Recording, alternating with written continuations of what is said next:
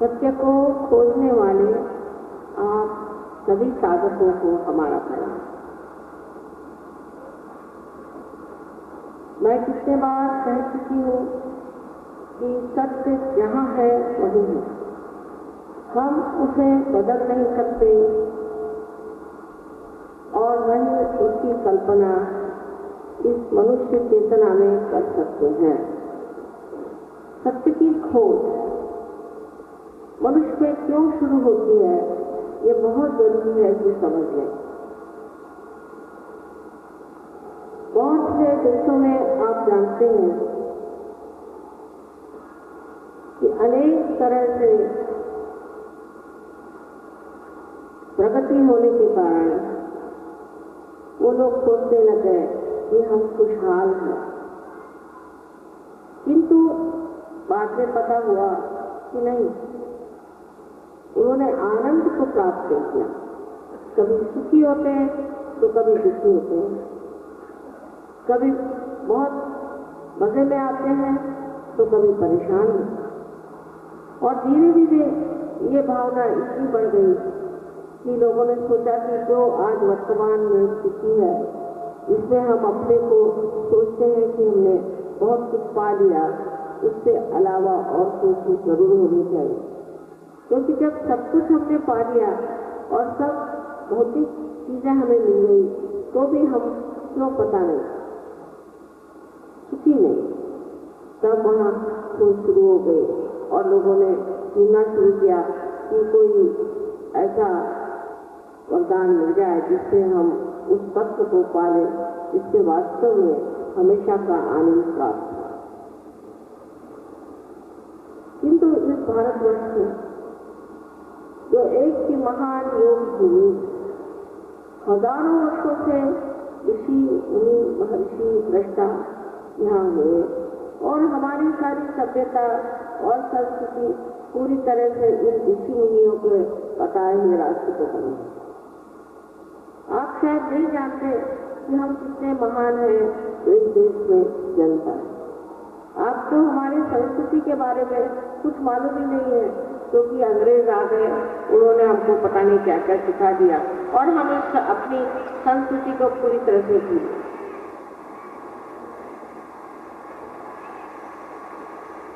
आप अब भी उस संस्कृति से प्लावित, आपके अंदर अब भी वो संस्कृति बसी जिससे मनुष्य का चरित्र सबसे ऊंची चीज मानी जाती है।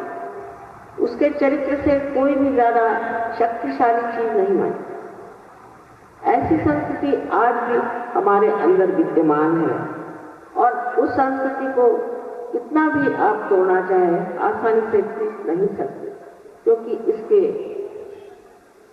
मूल बहुत अंदर तक हमारे अंदर बसे। परंपरागत हजारों वर्षों से लोगों ने तपस्या की और इस चीज को प्राप्त किया है कि सत्य को खोजना चाहिए। हर एक इंसान हिंदुस्तान में वो किसी भी धर्म का हो, वो ये जरूर जानता है कि ये सारे संसार में दिखने वाली चीज ये माया है और इससे परे एक कोई सत्य जरूर होना चाहिए। और उस सत्य की खोज वो चाहे गरीब हो, अमीर हो, चाहे किसी भी दशा में हो, उसको अंदर से खींचती जरूर है। चाहे वो उसे किसी मंदिर में चला जाए, मस्जिद में चला जाए या किसी गुरुद्वारे में चला जाए और सोचे कि उससे उसकी कामना पूरी होती है तो होती है। और ये सारा कुछ हमें इतना कुछ मिला हुआ है, ये हमारा धरोहर, हमारे देश की अत्यंत महान चीज हमारे अंदर में जो मिली हुई है। तो मैं ये कहूंगी कि इसी चीज की बुनियाद पर आज सहयोग खड़ा। सहयोग की बुनियाद परदेश से नहीं आई, इसी महान भारतवर्ष से आई है और इसीलिए इस भूमि को हम प्रणाम करते। आप अमेरिका जाइए, आप सोचेंगे कि बड़े धनधान्य से भरे हुए बड़े श्रीमंत बहुत ही ज्यादा ऐशोराम के लोग हैं, लेकिन आपको आश्चर्य होगा कि मेरी समझ में तो बिल्कुल ही उल्टी बात है। ये बिल्कुल उनके दिमाग में कुछ अजीब से है, इसको कहना चाहिए कि मूर्ख जैसे। मूर्खता इतनी ज्यादा उन लोगों में पाई जाती है कि एक साधारण हिंदुस्तानी देहाती में भी ये मूर्खता नहीं पाई।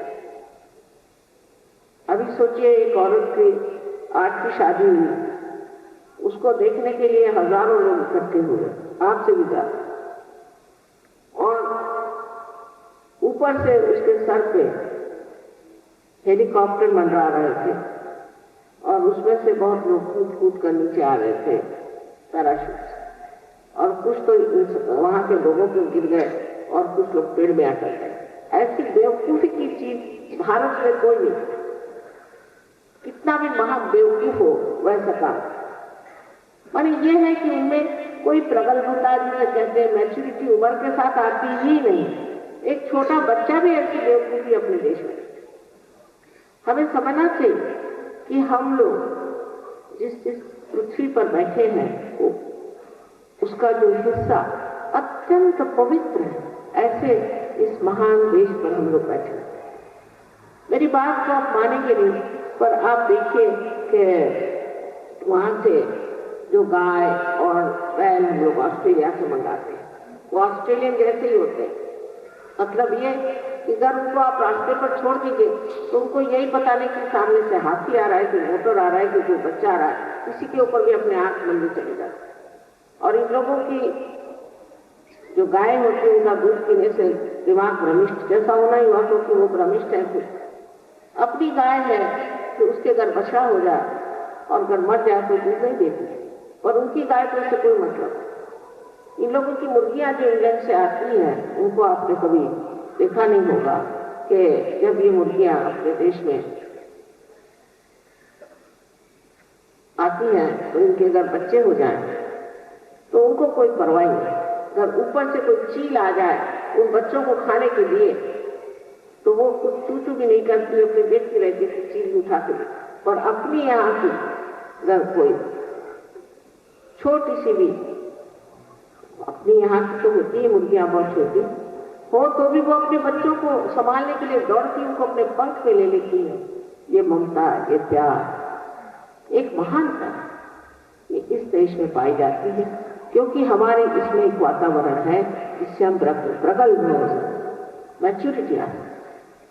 वहां के तो 90 साल के बुढ़े भी ऐसी बात करते हैं कि मेरी तो समझ नहीं आता कि बात क्या करें इनसे, जैसे कोई 16 साल का लड़का भी नहीं बात करेगा, इस तरह की बेवकूफी की बात। तो समझ लेना चाहिए कि हमारे अंदर एक तरह की सुबुद्धि है और एक तरह का वातावरण ऐसा यहाँ पर है। इस पृथ्वी में जो ये विशेष चीज जो भारत भूमि है, इसका एक महान आशीर्वाद हमारे ऊपर में है, जिसके कारण हम लोग इतने प्रबल हैं। ऐसे तो किसी भी देश के लोग नहीं। मैं आपसे, मैं सारे देश घूम चुकी हूँ, सबसे मिल चुकी हूँ। हाँ, लेकिन जो बहुत पुराने देश हैं, जैसे इजिप्ट एक देश है, आप कह सकते हैं कि चाइना या इटली, इन देशों के लोगों में तो भी थोड़ी प्रगल्भता है। बाकी सारे देश देखे जाए तो बेवकूफ लोग बैठे हुए हैं। मेरी हैरानी यह है कि ये बड़े कब हो और आप बहुत ज्यादा बड़े हो गए। हमारे देश में लोग कुछ जरूरत से ज्यादा ही बड़े हो गए हैं और एक तरह से चालाकी दिमाग के अंदर आ गई और अपने ही साथ चालाकी खेल रहे। कभी हम मुड़ के भी नहीं देखते कि हमारे इतने बड़े बड़े ऋषि मुनि हो गए, उन्होंने क्या बात की। उन्होंने उछली बात या बाह्य की बात नहीं कही, उन्होंने अंतरतम की बात की है कि अपने अंदर ही उस परमात्मा को खोजो, अपने अंदर ही वो आत्मा है उसे खोजो, उसको प्राप्त। ईसा मसीह भी परदेश के नहीं, हमें कहना चाहिए कि एशिया में ही पैदा हुआ और उन्होंने जो बात की तो उसका भी क्या हाल हुआ, उसको भी कौन समझ पाता। किसी की भी बात को किसी ने आज तक समझा नहीं और धर्म बना करके और उसके बाह्य में फंस गए। बाह्य का जो धर्म है, जिसे हम बाह्यता मानते हैं, उसमें जरूरी है कि खोट आ जाए, क्योंकि वो सच्चाई नहीं है। सच्चाई जो है वो अंदर से आती है। जैसा कोई आदमी सच्चा होता है उसको आप भुला नहीं सकते, वो झूठ नहीं बोलेगा, वो आपको तकलीफ नहीं देगा। लेकिन जो आदमी झूठा होता है वो जो सो काम कर सकता है। इसी प्रकार बाह्य से धर्म से पतन होने लगा। बाह्य के धर्म में पतन आ गया और हर एक धर्म में पतन आ गया। आप तो जानते हैं कि हिंदू धर्म में भी बहुत पतन है, हिंदू धर्म में बहुत त्रुटियां हैं। लेकिन आप सोचते हैं कि ईसाई धर्म में बिल्कुल त्रुटियां नहीं, तो आप बड़े गलत फहमी में हैं। मैं आपको बता देना चाहती हूँ कि ये जो वेटिकन है, जो पोप साहब बैठे हुए हैं वहां पर, इन्होंने 90 मिलियन डॉलर्स के झूठे नोट छपा करके अपने वेटिकन बैंक से बांटे और 13 आदमियों का मर्डर हुआ है पोप साहब आने के बाद में। और अब वहां खबर आ रही कि पोप साहब ने इनको सबको पैसा दिया मर्डर। हमारे यहाँ के जो गुरु घंटाल घूमते हैं उनसे भी बढ़ के गुरु घंटाल हैं। उसी प्रकार अपने हिंदू धर्म में भी बहुत सी चीजें ऐसी गलत सलत हो गई कि जिसके लिए वाकई शर्म उठाना पड़ा। और बहुत से यहाँ से साधु लोग बाहर जा करके और बड़ा धर्म का प्रचार करते हैं, उनमें सच्चाई बिल्कुल नहीं। सच्ची बात हर धर्म में कही गई है। इसीलिए सहयोग में हम हर धर्म के तत्व को मानते हैं और उसके बाह्य रूप को नहीं मानते। फिर झगड़ा कैसे होगा, किससे झगड़ा करेंगे? यही बात आज हमें करने की है कि हम उस परिवर्तन में आ जाएं जिसमें कि हम समझ लें कि सब धर्म का तत्व एक है। जो बाह्य से प्रश्न खड़े हुए हैं, जो बाह्य के कारण प्रश्न खड़े हुए हैं, उसका भी इलाज यही है। हिंदू मुसलमानों का झगड़ा अब क्या रोज लगा। आपको पता है कि सहयोग में अनेक मुसलमान लोग आए और वो डरते नहीं किसी से। और जब वो आए तो वो मुसलमानों के तरीके बता रहे कि मुसलमान में ये है, मुसलमान में ये है, मुसलमान। इसी प्रकार जो हिंदू सहयोग में आ गए वो बताते हैं कि हिंदू धर्म में ये खराबी है, वो खराबी है, वो है। इसी प्रकार जो किसी भी धर्म से हमारे यहाँ जीव आए हुए वो बताते हैं कि किस तरह से खराब है, ईसाई आए वो बताते हैं किस तरह से खराब। और वो फिर उस और लग जाते हैं कि अपने धर्म के जो लोग हैं उनका अंधापन हटाकर उनसे कहें कि तुम्हारे अंदर प्रकाश आ। कोई भी धार्मिक अवतार इसलिए नहीं हुआ था कि दुनिया में अंधकार आए, ये तो प्रकाश की। लेकिन इसकी सब बात तो भी मैं बार बार कहूंगी कि इसकी बुनियाद ये भारतवर्ष, सबसे बड़ी देश इस भारतवर्ष में। कल आप ही लोग सहयोग फैला सकेंगे और कोई दुनिया का इतना भी बड़ा सहयोगी आपके मुकाबले में आ नहीं सकता। और मुश्किल यह है कि जहाँ दाग है वहाँ चने नहीं और चने हैं सो दाग। जहाँ ऐसे बड़े बड़े लोग महान तैयार हो सकते हैं, वहाँ के लोग बेकार चीजों में अपनी जिंदगी बर्बाद करें। और जहाँ पर कि अभी सत्य की खोज में उन्होंने नाम भी नहीं सुना कि गणपति कौन होता है, उन्होंने जो गणपति का सुना नहीं, वो इसके जोर से दौड़ करके सहयोग में बढ़ रहे हैं। और अपने देश के लोग जो हैं वो सहयोग में आते हैं पर जस्ट बाय द वे जैसे कहते हैं, ऐसे ही चलते हैं। हालांकि यहाँ का एक इंसान बहुत ऊंचा हो सकता है। तो अजीब सी चीज कि बढ़ के जो बीज है वो पनपते ही नहीं और जो घास के बीज है वो बड़ होने की कोशिश कर रहे हैं। इस भारतवर्ष में आज 21 साल से मैं मेहनत कर रही हूँ। इस बंबई शहर में 21 साल से मैंने मेहनत की है और मैं देखती क्या हूँ कि लोगों की अपने प्रति दृष्टि ही नहीं, न जाने किस चीज में उलझे हो। क्यों नहीं, जब आपके अंदर ये सब शक्तियां हैं उसको क्यों न जगाए, क्यों न उन शक्तियों को हम प्राप्त करें। और फिर देखिए जब आप ये शक्तियां प्राप्त कर लेंगे, सबसे बड़ी तो बात यह है कि परमात्मा का आशीर्वाद आपके ऊपर। ये सिर्फ कहने की बात नहीं, ये प्रत्यक्ष है। इसको प्राप्त करके ही देखिए कि आपको कोई हाथ नहीं लगा सकता, किसी भी नाम पर आप पूरी तरह से रक्षित, आरक्षित है। आपके ऊपर परमात्मा का है। आजकल के जमाने में परमात्मा से बात ही करना मुश्किल है, क्योंकि साइंटिस्ट लोग सोचते हैं कि हम पता नहीं क्या। लेकिन जब रियल कोई, इसको कहना चाहिए साइंटिस्ट है, असलियत में अगर कोई साइंटिस्ट है तो उसको चाहिए कि पहले परमात्मा की खोज कर, उसके खोजने के बाद उसको कहना चाहिए कि परमात्मा है या नहीं। बस यूं ही बकवास शुरू कर दी किसी ने भी कि परमात्मा नहीं है। तो क्या परमात्मा नहीं है? ये सारी सृष्टि का ही चलती है। ये फूल देखिए एक बीज से निकल आते, ये अपनी आंख को देखो एक बड़ा सा कैमरा जैसे है। पर परमात्मा के नाम पे कमाने वाले और भुलाने वाले बहुत होने की वजह से अब परमात्मा को न भूलो। परमात्मा है और विशेषकर आपके देश पर उसकी अनेक अनेक तरह की मेहरबानियां और दृष्टियां। पर मनुष्य परमात्मा को भी भूल गया। लोग मुझसे पूछते हैं कि हिंदुस्तान में इतने लोग धर्म की बात करते हैं और इतने अधर्मी है। उसका कारण यह है कि धर्म को जाना ही नहीं।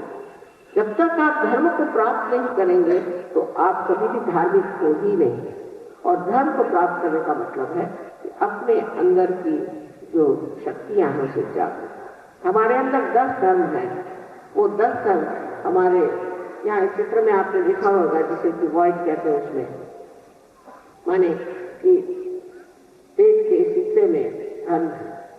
और ये धर्म 10 धर्म हमारे अंदर जब तक जागृत नहीं होते, हम कोई सा भी धर्म करें हम धार्मिक नहीं। ये झूठ। जब तक हम इस धर्म को प्राप्त करके और उसके प्रकाश में नहीं उतरते हम धार्मिक हो नहीं सकते। बड़े बड़े धार्मिक लोगों को अधार्मिक काम करते आपने सुना हो। वो सिर्फ बाह्य में धार्मिक, असलियत धर्म अंदर है, संन्यास भाव भी अंदर है। आप जानते हैं राजा जनक की बात कि जो राजा थे और राजा जैसे रहते थे लेकिन उनको विदेही कहा जाता था।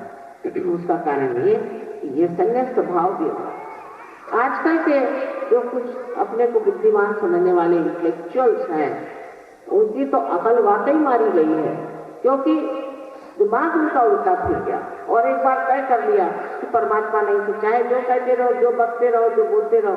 और वो ये सोचते भी नहीं कि उनकी जिम्मेदारी क्या है, क्योंकि लोग उनकी बात सुनते हैं, सोचते हैं बुद्धिमान लोग, इससे तो निर्बुद्ध अच्छे जो कि सोचते हैं हो सकता है परमात्मा होगा।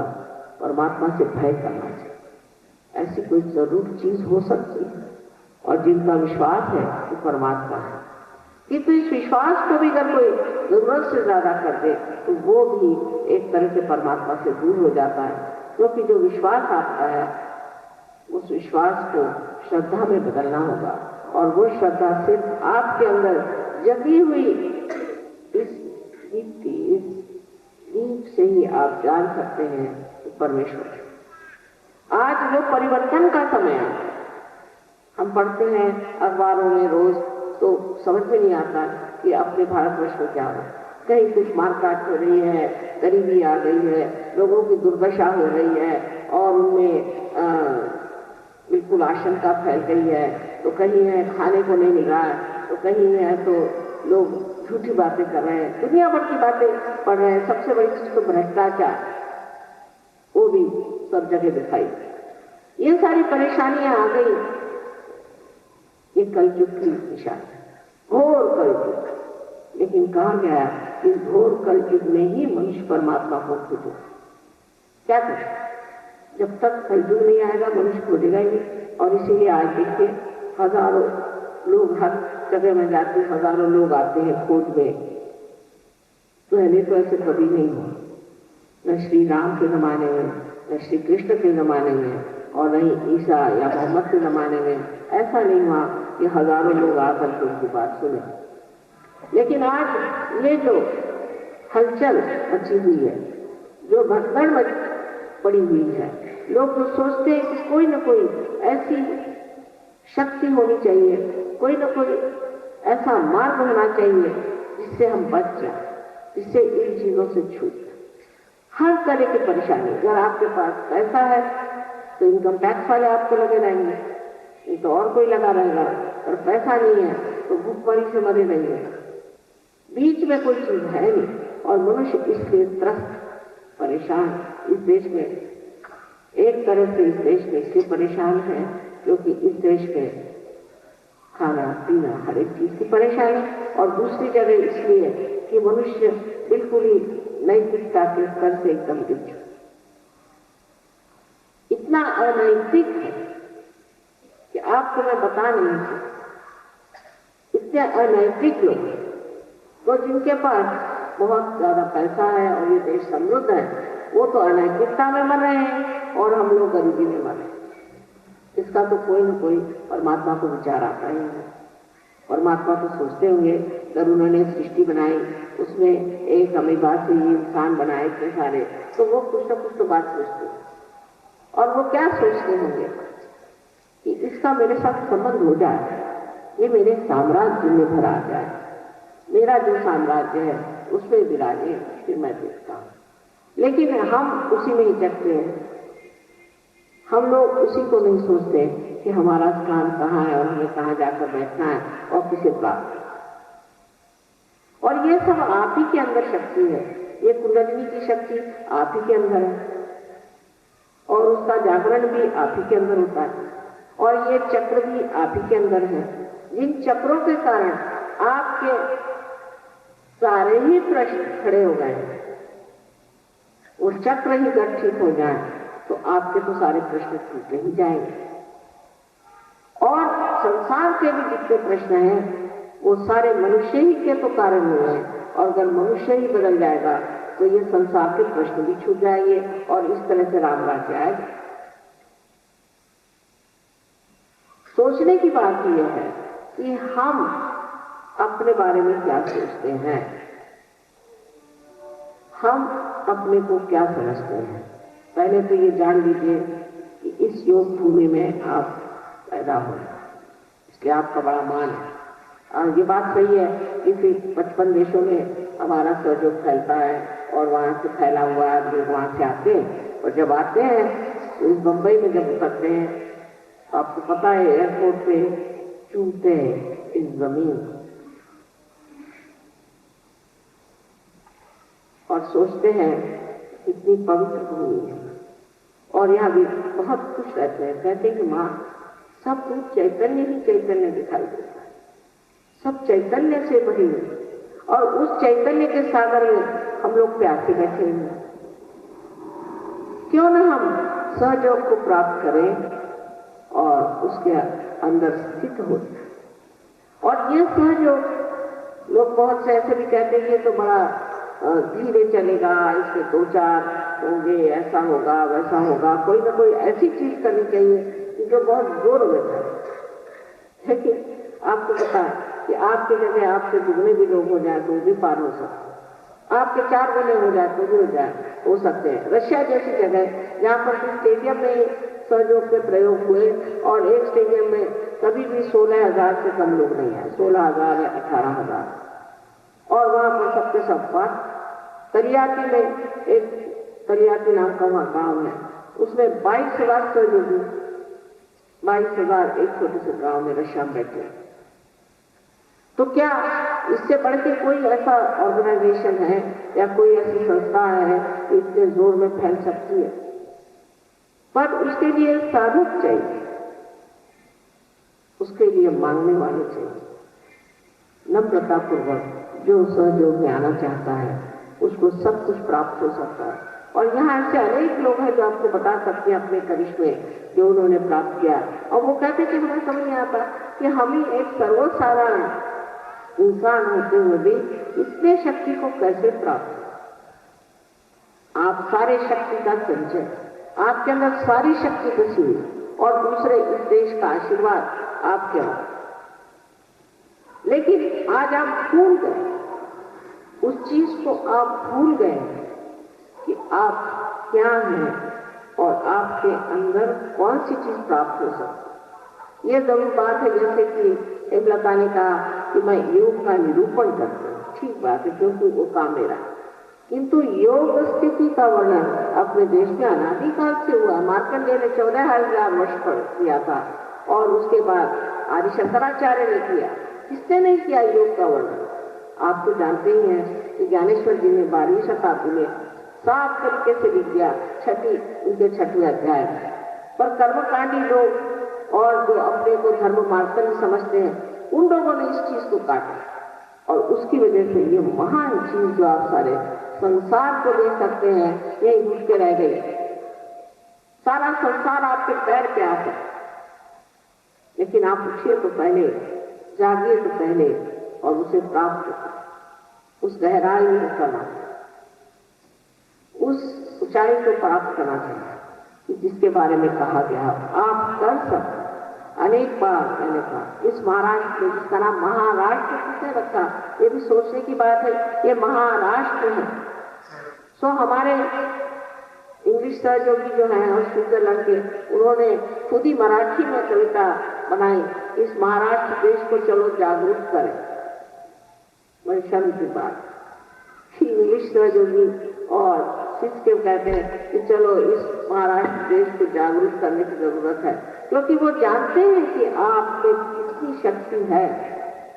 साधु संतों ने अपना खून गिराया।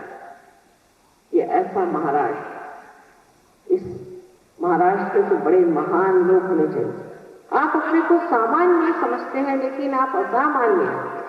सामान्य में आप असामान्य लोग हैं। आप जानते नहीं कि संस्कृति कितनी आपके रोम रोम में भरी हुई, किस तरह से नैतिकता आपके अंदर बैठी हुई। लेकिन जो आज इतनी निराशा लगती है वो इसी बात की कि अब भी लोग अपने को समझे नहीं, अपनी शक्ति को पहचाने, अपने अंदर के महानता को और गौरव को जाने। आप ही के अंदर से बड़े बड़े लोग निर्माण हो सकते, लेकिन ऐसी व्यवस्था कभी भी नहीं थी जो आज है। ये भी समझ लेना चाहिए कि ऐसी व्यवस्था कभी नहीं थी कि हर आदमी उच्च स्तर पर चला जाए। और जब आप इस ऊंचे स्तर पे आ जाएंगे तो दुनिया की कोई ताकत आपको बदल नहीं सकती। अभी आप देखते हैं यहाँ लोग हैं दलबद्ध लोग, कितने सारे दिखे जाते हैं। अभी इस दल में रहे फिर इस दल में चले, क्योंकि उनके अंदर कोई प्रतिष्ठा ही नहीं है। उनके अंदर वो चीज अंदर में प्रतिष्ठित नहीं हुई जिसे वो मानते थे। वो चीज उनके अंदर एकांतता जिसे कहते नहीं प्राप्त, वो बाह्य में थी, वो किसी वजह से रही होगी, वो नीचे रह गई। लेकिन सहयोग ऐसा, सहज में आप तो बन जाते हैं, तो बन जाते हैं। उसमें फिर डामाडोल आदमी होने का सवाल ही नहीं उठता, क्योंकि जिसको प्राप्त किया उसमें आनंद ही आनंद, प्रेम ही प्रेम, उसमें सुख ही सुख। सब तरह के प्रश्न एकदम इस तरह से खट से खड़े हो जाते। उस पर भी ऐसे लोग आएंगे कि जो माने तैयार नहीं, बकरी की तीन टांग नहीं, हम नहीं मानते, ये सब झूठ है। ऐसे बकरी की तीन टांग बहुत लोग हैं और वो कहते हैं कि हम नहीं मानते। लेकिन नहीं मानते का मतलब क्या है? मतलब यह है कि आप जिद किए हुए हैं, आपको भी अपनी शक्तियां प्राप्त कर लेना चाहिए। समझदारी की बात यही है कि आपके हित की बात। आज इन्होंने कहा था कि आप प्रास्ताविक कुछ कहिए। मैंने कहा प्रास्ताविक में क्या कहना है, यही समझ में नहीं आता। आज कहाँ से कहाँ का जो बढ़ रहा है, और इस महाराष्ट्र में इतनी स्थिति खराब है, इस समझ करके आप सोचिए कि क्यों है। दिल्ली में जो दिल्ली जैसी जगह जिसको कि मैं कहती थी कि तो इसमें कोई होने नहीं वाली बात, दिल्ली में जब हजारों लोग इसको सहयोग पे आ गए और यूपी में इतना बढ़ गया, मद्रास में, बंगलुरु में, तब आप लोगों ने यहाँ महाराष्ट्र में, जहाँ की बचपन से हमने संतों के वचन सुने और जहाँ पर हमेशा ही परमेश्वर की महत्व गाई गई, उस देश में क्या होना चाहिए? उस देश में अगर हमने परमात्मा को प्राप्त नहीं किया तो हमने कुछ भी नहीं पाया। सबसे बड़ी चीज है परमात्मा की शक्ति को अपनाओ। उनकी शक्ति के बगैर क्या कार्य हो सकता है? लेकिन वाकई में परमात्मा है या नहीं, ये भी विश्वास बहुत कम है। अब मैं कहती हूँ आपके अंदर कुंडलिनी है, समझ लीजिए। तो बजाय इसके कि मुझसे लड़ाई करने के, आप देखिए है या नहीं, उसको प्राप्त करें। बजाय इसके कि आप कहेंगे तो ऐसी बातें हैं, इसमें कोई होता ही है, ऐसी कहाँ कुंडलिनी हो सकती है, ऐसा वैसा, इससे कोई फायदा नहीं।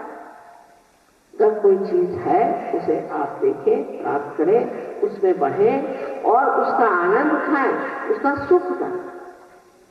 अब दिल्ली में 3 डॉक्टरों को MD मिल गया सहयोग। उन्होंने बड़ी निकट सी ऐसी बीमारियां उस पर काम किया, मेहनत की, उस पर अनुसंधान किया, रिसर्च किया और उसमें उनको एमडी के पदवी मिली, तो भी कहेंगे कि हमें विश्वास नहीं है। तुम्हें गलत चीजों पे जल्दी विश्वास हो जाता है और सही चीजों पे और क्यों नहीं विश्वास होता? क्योंकि आपका अपने ही ऊपर विश्वास नहीं है। ये मुख्य बात, जिसको अपने ऊपर विश्वास होगा वो जरूर सही चीजों की तरफ जाएगा, क्योंकि जो स्वयं अंदर बैठा हुआ स्व है वो आपको दिखाएगा चीज कौन सी सही है और कौन सी नहीं। इसको पड़तालने की बात है और समझने की बात है। दूसरी बात यह है कि सहयोग में कोई आपसे पैसा नहीं मांगे, पैसा आप दे ही नहीं सकते, अमूल्य चीज है। और जब आपकी अपनी चीज है उसमें पैसा क्या दीजिएगा? जबकि आपका अपना धन है, उसमें कौन पैसा देगा? और ऐसी अमूल्य चीज तक कौन देगा? आज आप इंसान बन गए अमीबा से, आपने कितना पैसा दिया? ये फूल जो आज इस पृथ्वी तत्व से निकले, इस पृथ्वी को हमने कितना पैसा दिया? पैसे की जरूरत कब पड़ती है? समझ लीजिए ये हॉल लेना है, ठीक है, उसके लिए पैसा नहीं, लेकिन आपके उत्थान के लिए आपको पैसा नहीं। फिर जो आदर्श है वो आपके शरीर के अभिन्न भाग बन जाता, अभिन्न, उसको कोई हटा नहीं सकता। आदर्श आपके अंदर भीग जाता है, उन आदर्शों से आप हट नहीं सकते। कुछ भी कोशिश करें वो ऐसा लगता है कि वो और आपके प्राण एक हो। आदर्शों की सिर्फ बातें करने से आदर्श गिर जाए। मैं जानती हूँ, मैं गांधी जी के साथ थी, गांधी जी स्वयं एक रियलाइज सोच, वो भी एक योगी थी, उनके साथ में रहती थी और देखती थी कि कांग्रेस वाले सब आते थे वहां पर, और गांधी जी बहुत ज्यादा उनमें था कि डिसिप्लिन बहुत ज्यादा होना चाहिए। सवेरे 4 बजे सबको उठाते थे और फिर दौड़ाते थे। तो मैं उनसे कहती थी कि आप सबको क्यों दौड़ाते हैं? कल कुछ कैसे उठ जाती? मैंने मेरी बात और है, पर और लोगों को आप क्यों दौड़ाते हैं बेकार में, क्यों उनको ये करते हैं? पहले कल होगा डिसिप्लिन की जरूरत। उस वक्त अगर वो सहयोग कर देते तो बड़ा अच्छा। वो सारी डिसिप्लिन जो है एक जनरेशन में खत्म। उसके बाद जो दूसरे लोग आए वो देखती हूँ मैं कि उनमें कोई डिसिप्लिन ही नहीं। ये कांग्रेस वालों की बात नहीं है, ये सारे देश की बात। क्योंकि असलियत में जब तक चीज अंदर से नहीं आएगी वो ढह जाएगी, वो टिकने वाली। बाह्य की जितनी भी चीज है वो गिर जाए। ये अंदर से आने की चीज है और अंदर से प्राप्त होने की चीज है। अगर वो अंदर है ही, उसे क्यों नहीं हम लोग जागरूक करें और प्राप्त करें? अपने से प्रश्न करें कि क्यों ना हम इसे करें, जिससे हमारी तंदुरुस्ती ठीक हो जाती, जिससे हमारी मानसिक स्थिति हो जाएगी ठीक, जिससे हमारी भौतिक स्थिति भी ठीक हो जाएगी और इसके अलावा हमारी आत्मिक स्थिति ठीक हो जाएगी कि हमेशा हम आरक्षित हो। कोई ना कोई ऐसे ऐसे चमत्कार होंगे कि आपको लगेगा कि अरे ये तो चीज सामने चली जा रही है, ऐसी घटित होना, ऐसी बन पड़ना। ये चीज से हम समझ नहीं पा रहे हैं। वो अत्यंत सरल और सहज, सह माने आपके साथ पैदा हुई ये आपका जन्मसिद्ध अधिकार है कि आपको साक्षात्कार को प्राप्त, ये आपका जन्मसिद्ध अधिकार। और आज इसी युग में आप पैदा हुए। आप क्या सोचते हैं कि इस युग में आप नहीं पैदा हो गए और किसी समय में होते? इस समय में क्यों पैदा हो गए? विशेष क्योंकि ये चीज इसी युग में होने वाली थी। नलदमन के आख्यान में है कि एक बार नल को कली से बहुत दुश्मनी हो गई, क्योंकि उसके पत्नी का विछोह हो गया, उससे विरह हो गया।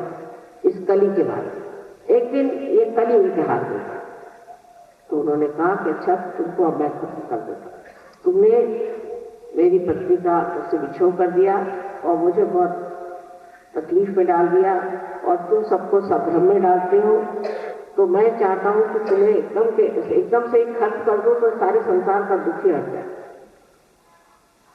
तो कली ने कहा कि अच्छा ठीक है, मेरा पहले महात्म्य सुन लो कि जब कलयुग आएगा, इस वक्त कलयुग आएगा, उस वक्त संभ्रांत लोग होंगे, परेशान होंगे, तकलीफें होंगे, हर तरह की निराशा होगी।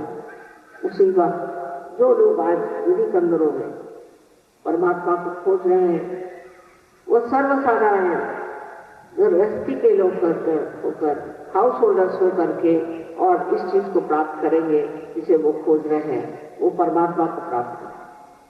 तो इस महात्मा को तुम जानो कि मेरी दशा आए बगैर मनुष्य की आंख नहीं दिखने वाली।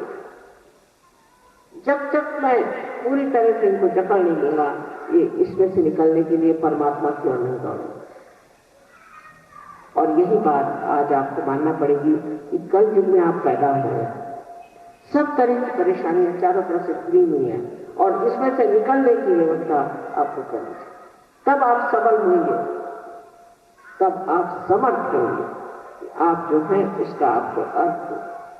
और ऐसे समर्थ के लिए कहा हुआ है रामदास स्वामी ने कि ऐसे समर्थ की और कौन टेढ़ी नजर करके देख सकता है, और जो टेढ़ी नजर करके देखेगा वही दुख पाएगा, न कि पर्सन जो न कि इंसान जिसके और वो इस तरह से देख रहा है। इसलिए सब तरह से जहाँ सुख की वर्षा होती है, आनंद की वर्षा होती है, और जहाँ पूरी तरह से आरक्षण होता है, ऐसा कार्य हमें क्यों नहीं करना चाहिए। आज महाराष्ट्र में मेरी विशेष तरह से एक विनती है। मैं देखती हूँ कि महाराष्ट्र के कुछ हिस्सों में सहयोग बहुत फैल गया, और जैसे हेमलता ने कहा, इस तरह से वो मुझे बिल्कुल भगवान ही समझते हैं, पर उसका फायदा क्या है? ऐसे तो भगवान सब मंदिरों में बैठे हुए हैं, इसका कोई फायदा नहीं है कि आप मुझे भगवान समझे और फलाना समझे ठिकाना समझे, इससे कोई फायदा नहीं होने वाला, और न ही मुझे इससे कोई संतोष होता है। सब माँ की कृपा से होता है, माँ की कृपा से होता है, पर आप अपनी कृपा से क्या कर रहे हैं मुझे? आप मेरा अपने ऊपर कृपा करें। सब कुछ माँ की कृपा से नहीं होने वाला, आप अपने ऊपर क्या कृपा कर रहे हैं देखना चाहिए कि आप अपने साथ कौन सा न्याय कर रहे हैं, आपने क्या प्राप्त। ऐसे भगवान के पास तो शक्ति आई है, और अगर कोई भगवान है तो उसके पास शक्ति है, तो इससे क्या मतलब? आपने कौन सी शक्ति को प्राप्त किया? आज सहयोग जो है ये बोधिसत्व प्राप्त हुआ। बोधिसत्व पहले बुद्ध हुए। बुद्ध का मतलब है आत्म साक्षात्कारी होना। इससे शब्द बोध आया है, इससे शब्द वेद आया है, मैंने विद होना,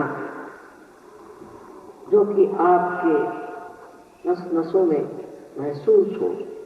मराठी में शब्द है जानी, आपको महसूस हो कि ये परम चैतन्य चारों तरफ फैला है, और यही सारी सृष्टि का रक्षण करता है, सारी सृष्टि को चलायमान करता है, और सारे सृष्टि के जितने भी जीवन कार्य यही शक्ति करती। इसको जान लेना ही बोध है, और उसी से बुद्ध शब्द आया। और बुद्ध का जो भविष्य बुद्ध है, इसको बोधिसत्व कहा गया है। तो बोधिसत्व का तत्व है कि वो जो बुद्ध होगा वो समाज का कल्याण, वो कल्याण करेगा अपना और सारी दुनिया का कल्याण। जो चीज एक आदमी के लिए पहले थी, वो आज सामूहिक होने की बात बोधिसत्व में है। और वही चीज आज बुद्ध धर्म की जो बुद्ध ने बताई थी, जब ऐसा आएगा महाप्रया जब होगी वहां पर, और इस तरह से आप उसको प्राप्त करेंगे, तब आप बुद्ध लोगों से ही इस कल्याण का कार्य कर सकते। तो आज इन बुद्ध लोगों की जरूरत है, जो कि सिर्फ धर्मांतर आदि से बुद्ध नहीं हो सकता। बुद्ध के लिए अंदर से बोध आना चाहिए। किसी भी चीज को जब हम कहते हैं कि आप इस धर्म में हैं, तो जान लेना चाहिए कि अंदर से आपने इसे प्राप्त किया है या अगर आपने इसे अंदर से प्राप्त किया हुआ है, तो फिर आप बुद्ध हैं। और ऐसे बुद्ध को आज के जमाने में बोधिसत्व होना चाहिए, माने सत्य को समाज में उसके कल्याण के लिए फैलाना चाहिए। हाँ, बहुत से लोग आते हैं, हो गए पार, बहुत से लोग आए पार, लेकिन आपने उसे समाज का क्या करना, समाज में क्या कार्य किया? खासकर दिल्ली बम्बई के तो लोग मिलते ही नहीं, हमारे यहाँ के मुंबई के सहयोगी जो है वो मिलते ही नहीं। यहाँ जो जमे हैं मुंबई शहर में ही रहते हैं और यहीं थोड़ा बहुत पढ़े आस पास के इतने लोग हैं देहातों में चाहिए। सहयोग से आप जानते हैं कि ग्रामीण भाग में क्रांति आ सकती है, क्योंकि इन चैतन्य लहरियों से आपकी खेती भी बहुत बढ़ सकती है। खेती के कितने ही प्रयोग ऑस्ट्रिया में लोगों ने किए हैं, हमने भी किए हुए हैं और सिद्ध कर दिया कि इससे खेती कभी कभी 10 गुना बढ़ती। पर वो खेती बढ़ाना ही हमारा कार्य नहीं, किंतु बढ़ सकता जब सहयोगी हो जाए। खेतीहर जो है वो अगर सहयोगी हो जाए तो खेती में 10 गुना ज्यादा बढ़ सकता। ऐसे गाय या भैंस, विशेषता गाय को अगर आप चैतन्य की लहरियां दें और उससे वो अगर प्लावित हो जाए तो इतना दूध देगी उसके आगे कि ऑस्ट्रेलिया से गाय लाने की जरूरत है। और फिर उसका जो दूध होगा उससे वो नुकसान नहीं होने वाला जो ऑस्ट्रेलिया के दूध से होता है। और इसी ऑस्ट्रेलिया के दूध को पी करके आजकल मैं सोचती हूँ कि ये जो बुद्धिवादी है इनका दिमाग उलट गया, जिसे परवर्टेड इंटेलेक्चुअल्स कहना चाहिए, जो भ्रमिष्ठ जैसी बातें और उनकी बातों को आप मानते हैं, क्योंकि कुछ तो भी नई बात कोई कह दे भ्रमिष्ठ के जैसी उसको मानते। जो चीज पुरातन है और सदियों से चली आ रही है वो अवश्य ही उस पर काफी तरह के बादल छा गए और उसमें खराबियां आ गई, ये मानने की बात है। तो भी जो उसका तत्व है वो शुद्ध, उस शुद्ध तत्व को अगर हम प्राप्त करें तो आज दुनिया में भारतवर्ष से बड़ा कोई देश नहीं। आज मैं आपको इसलिए नहीं कह रही हूँ कि आपसे मुझे कोई वोट लेना है, लेकिन मैं इसलिए कह रही हूँ कि वास्तविक है। और इसीलिए मैं आपका मान करती हूँ कि आप भारतीय हैं। आपका मैं ही नहीं, लेकिन जितने देशों में जाती हूँ वहाँ सब जगह भारतवर्ष का बहुत मान है, सब लोग बहुत मानते हैं। और अनेक पुस्तकों में अनेक जगह लिखाया हुआ है कि इसका ज्ञान ही भारत का है। मैं रशिया में गई तो लोगों ने बताया कि सबने कहा कि माँ क्रिश्चियनिटी जो है, आध्यात्म जो है वो भारत से आने वाला है। ऐसे अनेकों ने हमें बताया। चाइना में भी लोग कहते हैं कि जो आध्यात्म है वो यहाँ से आना। और जब आध्यात्म ही सबसे ऊंची चीज है तो फिर दुनिया भर की चीजों की परवाह क्यों करना, उसके पीछे क्यों दौड़ना। इससे अच्छा यही है कि हम उस चीज को प्राप्त कर लें जो सबसे ऊंची चीज है और जिसको प्राप्त करने के बाद किसी भी तरह का अहंकार नहीं, किसी भी तरह का आतताई बनाने में एक अत्यंत नम्रता आ जाती है और उस नम्रता में आदमी पूरी तरह से आरक्षित, उसको जरूरत ही नहीं कि किसी के ऊपर में आक्रमण करे। जो आक्रमणकारी है वही नष्ट हो जाता है क्योंकि वो असत्य पे खड़ा है और आप सत्य पे खड़े। अब कलयुग जा करके 50 साल से कृतयुग शुरू हो गया।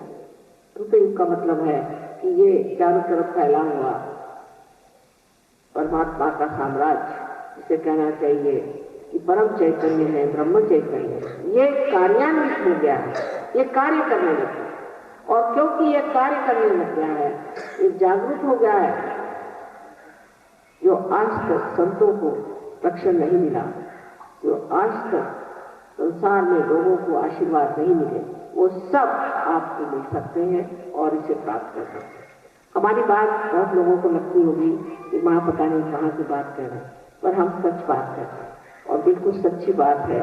और इसे आप एक बार प्राप्त करके फिर हमें बताएं। जब लोग आते हैं तो शंका से आते हैं, पर जब प्राप्त हो जाते हैं तो मेरे पास इतनी लंबी लंबी चिट्ठियां आती कि माँ पता नहीं मैं कैसे चमत्कार हुआ। कोई चमत्कार नहीं, परमात्मा के साम्राज्य में चमत्कार ऐसी कौन सी बात है। अरे वो परमात्मा है, उनके लिए चमत्कार भी कौन सी बात है। वो चाहे जो कर सकते। और जब आप उनके साम्राज्य में जाए, वो कोई आपके इस इंडियन गवर्नमेंट जैसे नहीं है, वो तो एक ऐसी गवर्नमेंट है हजारों काम एक क्षण में, करोड़ों काम एक क्षण में है और अत्यंत सूक्ष्मता से, सुंदरता से क्योंकि ये परमात्मा के प्रेम की शक्ति, और वो जानते हैं किस तरह से आप लोगों को आशीर्वादित किया जाए, किस तरह से आपको संभाला जाए। लेकिन इसके लिए आपको सज्ज होना चाहिए। मराठी में कहा गया, कला पाहिजे रातीचे एक जान, इसको के विलियम ब्लेक ने कहा हुआ है कि they are special category, they are men of God, they will become godly and they will make others also godly। William Blake ने 100 साल पहले इंग्लैंड में कहा है, सारा डिस्क्रिप्शन किया हुआ है, सारा कुछ वर्णित किया हुआ है सहयोग के बारे में। इन लोगों ने सबको बताया और जो कहा हुआ है उसका प्रत्यक्ष आप देखिए, और प्रत्यक्ष जो मैंने कहा उसका भी आपको प्रत्यक्ष लेना है। और पहले अपने अंदर ये समझ लेना चाहिए कि आप इसको प्राप्त करते हैं। बिल्कुल सब लोग इसे प्राप्त करते हैं। फिर एक बीज में अंकुरित होने के बाद जरूरी इच्छा होनी चाहिए कि वृक्ष हो जाए। उसी प्रकार आप में भी ये इच्छा होनी चाहिए, और इस इच्छा के साथ, इस शुद्ध इच्छा के साथ में और इस शुद्ध इच्छा के साथ में ही आप इसे प्राप्त करें। कुंडलिनी क्या है, चक्र क्या है, उसमें क्या क्या होता है, ये सब आप जानिए। ये तो पहले ये विश्वास अपने अंदर रखिए कि हम इसे प्राप्त कर सकते हैं और हम एक एक इंसान बड़ा बड़ा वृक्ष हो सकता है। फिर उसमें आप कोई सी भी जाति के हो, धर्म के हो, किसी भी रेस के हो, या स्त्री हो या पुरुष हो, बच्चे हो, बड़े हो, छोटे हो, कोई भी चीज हो, सबको जन्म सिद्ध अधिकार है इसे प्राप्त करें। और एक स्वतंत्रता हो गई, अब स्व का तंत्र आपको जाना है, और स्व आपकी आत्मा, उसका आपको तंत्र जाना है, उसको उसकी आपको गतिविधियां समझनी चाहिए, किस तरह से काम करता है, किस तरह से वो अपने अंदर से बह करके और सारी दुनिया का कल्याण करता है। तो आज के भाषण में मैं ये कहना चाहती हूँ कि पूर्ण विश्वास के साथ आप लोग सहयोग में आए, अपने प्रति विश्वास रखें। अभी हम लोग फिर से इसका प्रयोग करेंगे, लेकिन पहले अपने प्रति पूर्ण विश्वास। कुछ भी किसी ने सिखाया हो, पढ़ा हो, भूल जाए, कुछ भी किया हो भूल जाए, इस क्षण वर्तमान में आ जाए, पिछला अगला सब भूल करके और पूर्ण विश्वास से आपको साक्षात्कार को प्राप्त हो। और उसके बाद आप हमें बात बताइए कि क्या मिला आपको। जबकि पहले शुरू में बहुत से लोगों को ऐसी चीजें मिल जाती कि उसमें भूल जाते। जैसे कि एक साहब है, उनको एकदम से बहुत बड़ी नौकरी मिली, सहयोग छोड़, उसके बाद में क्या है, मैंने कहा भाई तू करती क्या? पहले माँ मैंने तो सहयोग छोड़ दिया तो मुझे बहुत बड़ी नौकरी मिली।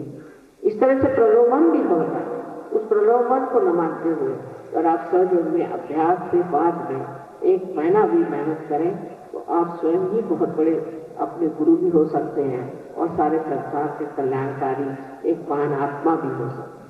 ये समय है, ये विशेष समय, वातावरण है, इसको कहना चाहिए कि बाहर आई हुई है। और मैं इसको ब्लॉसम टाइम कहती हूँ। इस वक्त हजारों फूल खिल सकते हैं और हजार फूलों से फल हो सकते हैं। ऐसे एक महान समय में आप पैदा हुए हैं। अपने प्रति निराशा में इसको आप प्राप्त करें, ऐसी आपको एक माँ की विनती।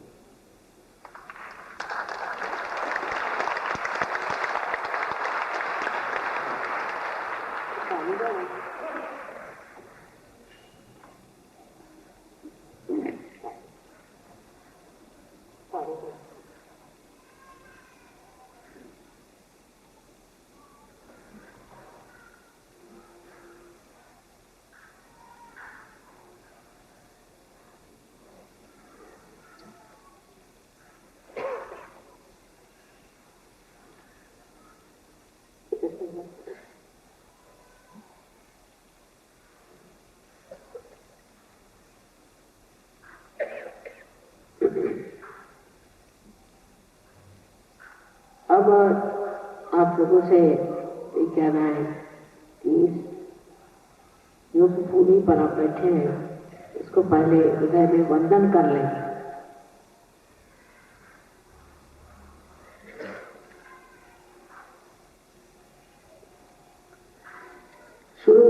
आपको हम दिखा देंगे कि अपने अपने चक्रों को किस तरह से आप स्वयं ही प्लावित कर सकते हैं और अपनी कुंडलिनी आप स्वयं ही किस तरह से जगा सकते हैं।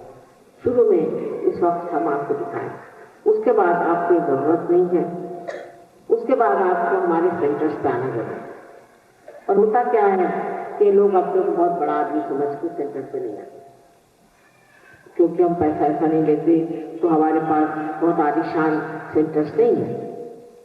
लेकिन अगर आप सेंटर्स पे नहीं जाइएगा तो सामूहिकता के बगैर आपको कोई लाभ नहीं हो सकता। देखिए, पहले जब कोई भी लोग योग में उतरते थे तो उनकी सफाई होती थी, उनको अपने सर पे बल खड़ा होना पड़ता था, पता नहीं क्या क्या चीजें करनी पड़ती।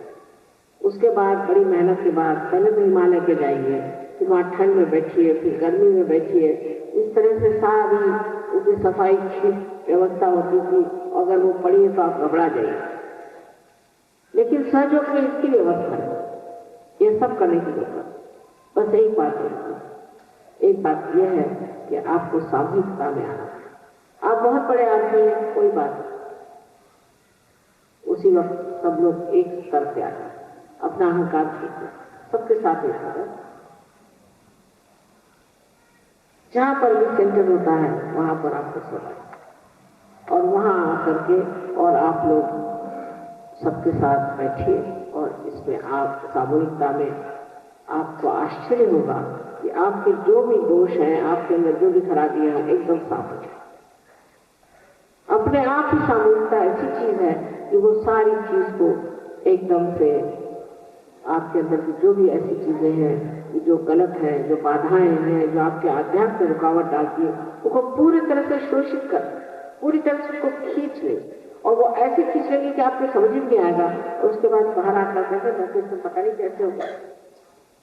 ये सामूहिकता की बड़ी अच्छी व्यवस्था है, इसमें आपको बिल्कुल सर्वसाधारण इंसान बन सकते और जाना चाहिए।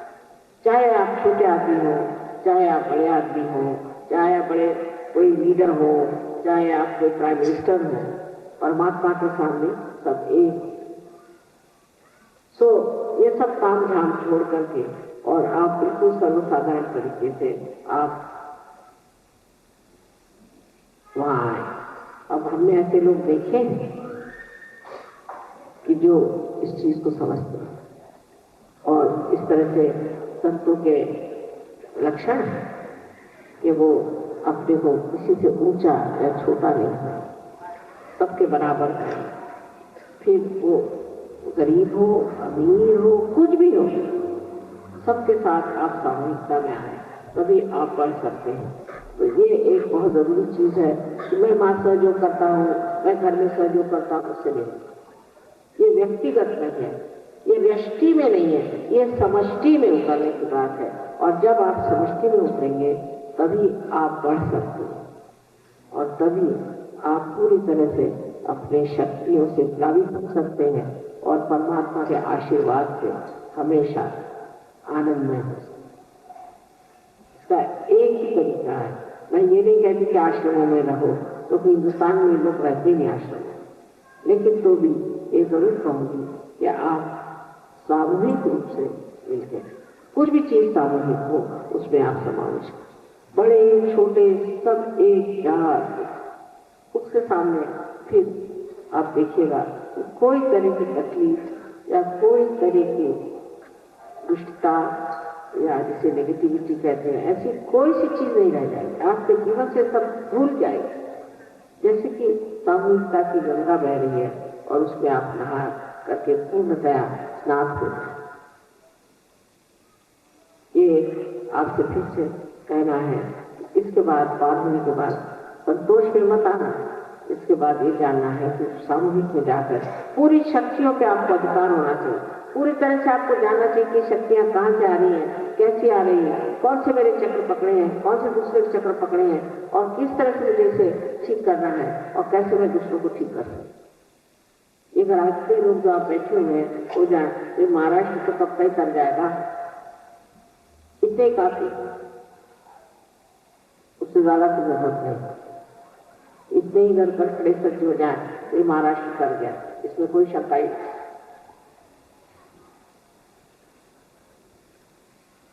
सबसे पहले मैंने आपसे कहा है कि आपको अपने चक्रों के बारे में चक्र कैसे प्लावित करना है वो बताया जाएगा।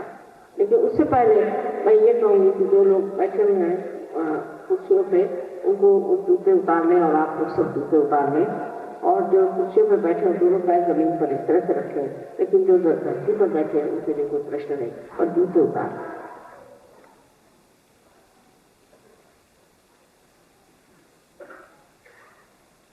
दूसरी बात है कि जिस वक्त मैं आपसे आंख बंद करने कहूँगी तब आप चश्मा भी उतार सकते हैं, किंतु अभी सबसे पहले तो आपको ये दिखाएंगे कि किस तरह से अपने चक्रों को प्लावित करा जाए। कौन आएगा?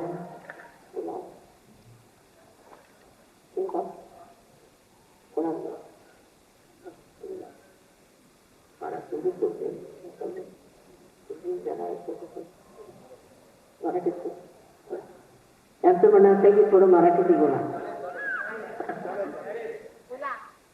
अहो, राष्ट्रभाषा आपण आता शिकून घ्यावी. तिथे पुष्कळचे लोक असे त्यांना मुळीच मराठी येते, त्यांनी मराठी शिकलेली बरी, कारण या देशात इथे महाराष्ट्रात राहतात तर मराठी शिकलीच पाहिजे. पण तिथे गेलं तरी मराठी भाषा काही सोपी नाही बरं का. कोणी शिकू नाही शकत, लगेच कळेल तुम्हाला कोण मराठी कोण नाही.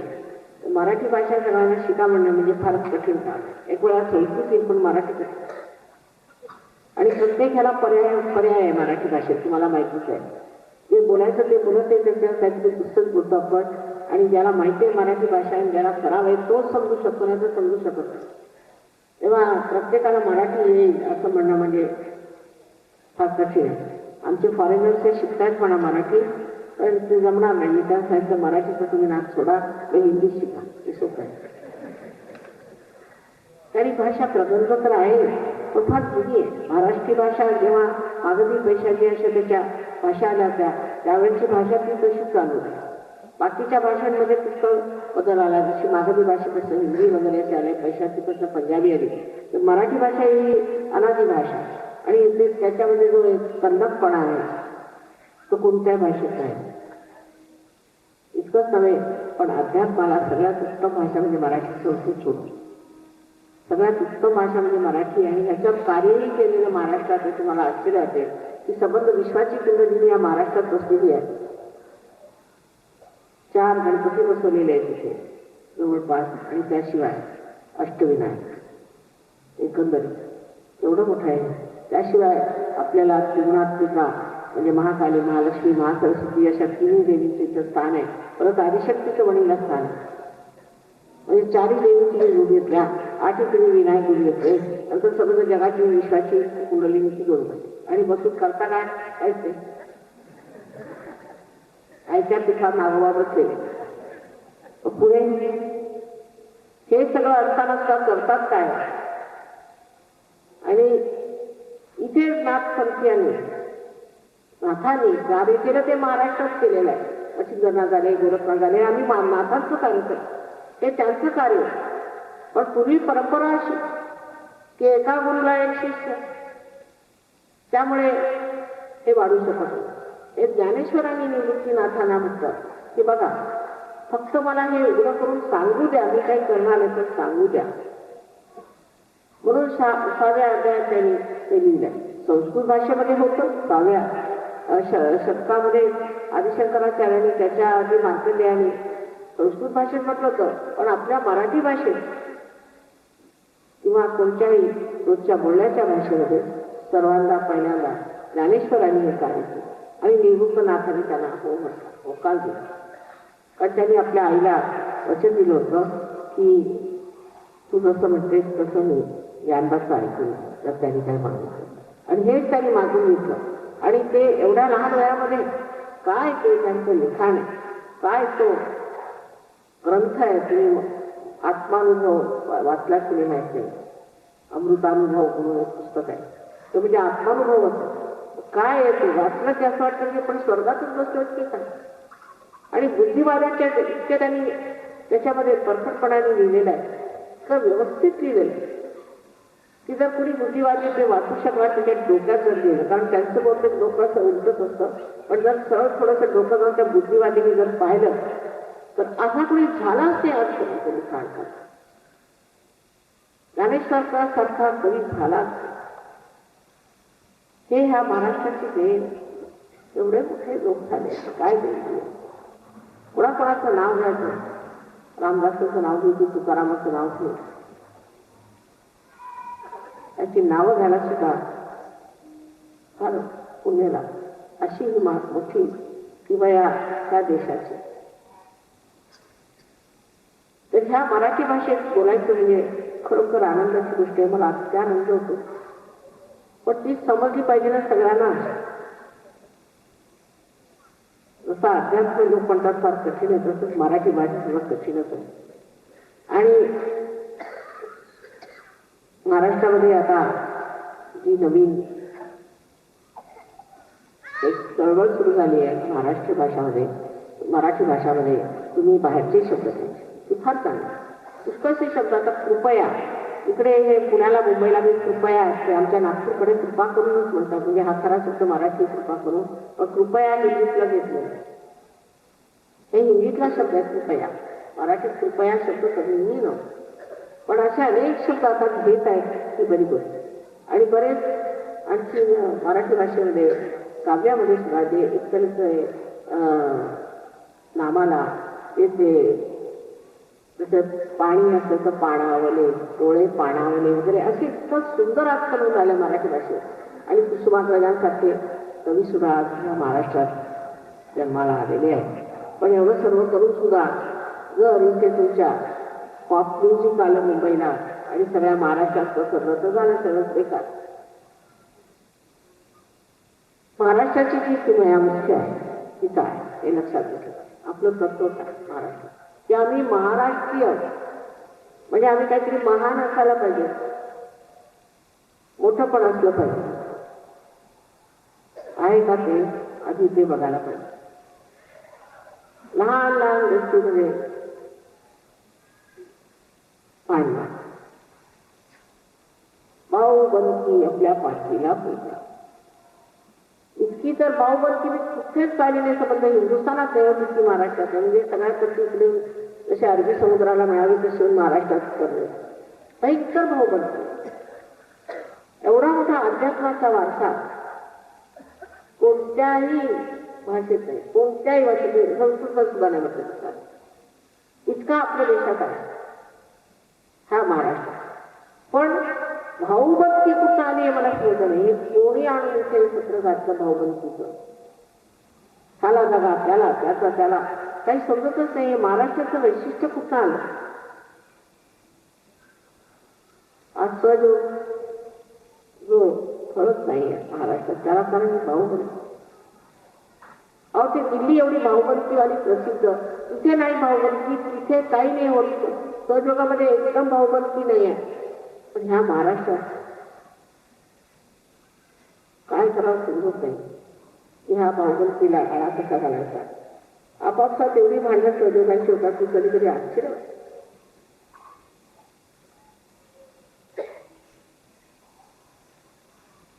पण सहयोगामध्ये प्रगती केली तर काय होणार? त्याचं एक उदाहरण सांगते मी तुम्हाला. की एकदा नामदेव शिंपी होते, ते कोरा कुंभाराकडे गेले. कोरा कुंभार पायाने चिखल धुवत होते. त्याला बघितल्याबरोबर एकदम कंबितच झाले, बघतच राहिले. आणि त्याने जी ओळी म्हटली अत्यंत सुंदर, अत्यंत सुंदर. त्याने म्हटलं की निर्गुणाच्या भेटी आलो सगुणाच्या. काय निर्गुण? एका माणसाचं दुसऱ्याबद्दल होणार की निर्गुणासाठी आलो तर मी तू सगुणामध्ये उभा आहे असं फक्त एक संतांना म्हणू शकतात. अशा संतांच्या भूमीवर आम्ही बसलेलो आणि सहयोगातून संत होतो तरी सुद्धा असंच चालतो त्यांचं. ही ओळख एक दुसऱ्याबद्दलची नितांत श्रद्धा, प्रेम आणि एकात्मता आहे, ती सहयोगातच होऊ शकते. पण महाराष्ट्रात ती फळत नाही विशेष. असं नाही की नाही आहे. तरी मी म्हणेन की काही लोक अजूनही भाऊबंदी गुंतले. मी स्पष्टपणे सांगते की तुम्ही त्यात पडू नये. जरी तुम्ही भावनिकतात आले आणि असे भावभक्तीपणा आले तिथे त्याच्याशी बोलायचं नाही, काय नाही आणि पुढे जायचं. कारण आमचं का सगळ्यांना उघड आहे, सर्वतरीचे लोक येत असतात. आता फार कमी झाली पण आहे. हा आपला दोष, महाराष्ट्राचा दोष आहे, तो गेला. त्याच्यामुळे आपण राज्य गमावलं, सगळं गमावलं आणि आता काही राहिलेलं नाही आहे. निदान आता तरी सहजोगामध्ये ही भावबंदी आणायची आणि कशी तरी त्याची वाट लागली. सगळं आहे, अध्यात्म आहे, संत झाले, आशीर्वाद आहे, ग्रंथ आहे, सर्व काही. पण ही कीड ही महाराष्ट्राला लागलेली आहे, ती गेली पाहिजे. ही भावबंदी. त्याच्या पोटी काही असते, स्वार्थ असेल, काही पण जे काही आहे त्याचं रूप विद्रूप वाटतं मला की संतांच्या मध्ये जर तुम्ही होते म्हणजे हा काय देश आहे महाराष्ट्र. ते संत झाले तुम्ही आज संत बनवायला बसतायत तुम्हाला आणि मग तेच संत त्यांच्यामध्ये जर तुम्ही आले तर मात्र ते सहन होते ना. तेव्हा तुम्ही संत नाही. आज सगळ्यांना एक आव्हान आहे की खरोखर तुम्ही महाराष्ट्राचे सुपुत्र आहात तर त्या मराठी भाषेच्या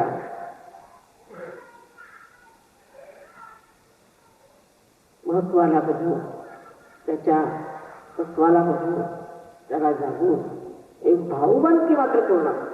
मग तुम्ही उत्तम आहात. जर भाऊबंदकी नसली तर वा महाराष्ट्र फार चांगला. पण ह्या भाऊबंदकीमुळे आपण अगदी कुजत चाललेलो आणि सहजोगात भाऊबंदकी घेऊन येऊ नका. एवढी मात्र माझी सगळ्यांना विनंती. मराठी भाषेत बोलायचं म्हणजे प्रेमाच्या गोष्टी करता करता परफेक्टपणे यावंच लागतं. तेव्हा सगळ्यांनी क्षमा करावी. त्या बाबतीत आईला सांगावं लागतं, कारण ह्याचा मला अनुभव आलेला आहे, कटू अनुभव आलेला आहे. म्हणून मी सांगते की कोणत्या तरीची भावबंदकी सहजोगात आणू आणि सामूहिकतेत नम्रपणे. त्या बाबतीत महाराष्ट्राचे लोक अत्यंत नम्र आहेत. त्यांना काही मोठेपण वगैरे असलं खास नाही, हे मला माहिती. पण बाकी जे आहे ते इतकं उत्तम असून सुद्धा एक जर कीड लागली तर त्याला काय करायचं हे समजत. तेव्हा हे भावबंदकीचं भूत येऊन देऊ नका मनामध्ये. आधी ते काढूनही टाका आणि त्याच्यानंतर बघा कुठल्या कुठे तुम्ही पोचतात असो. आता परत आपण योगाच्या यायला लागूया आणखी ते प्राप्त करू.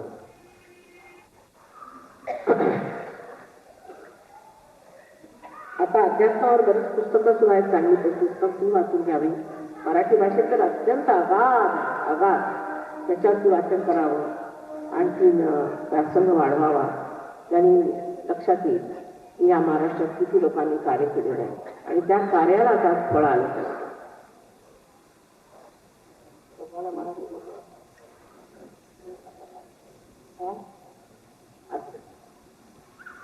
एकाला बोलवत असताना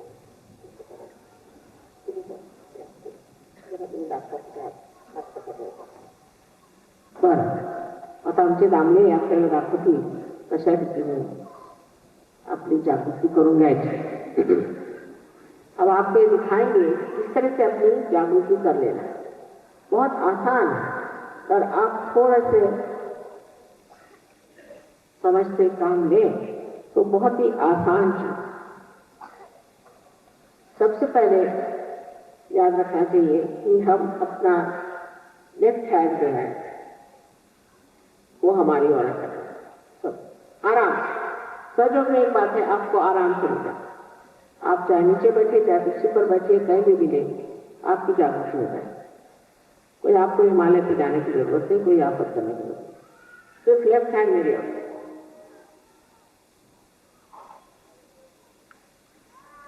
और उसके बाद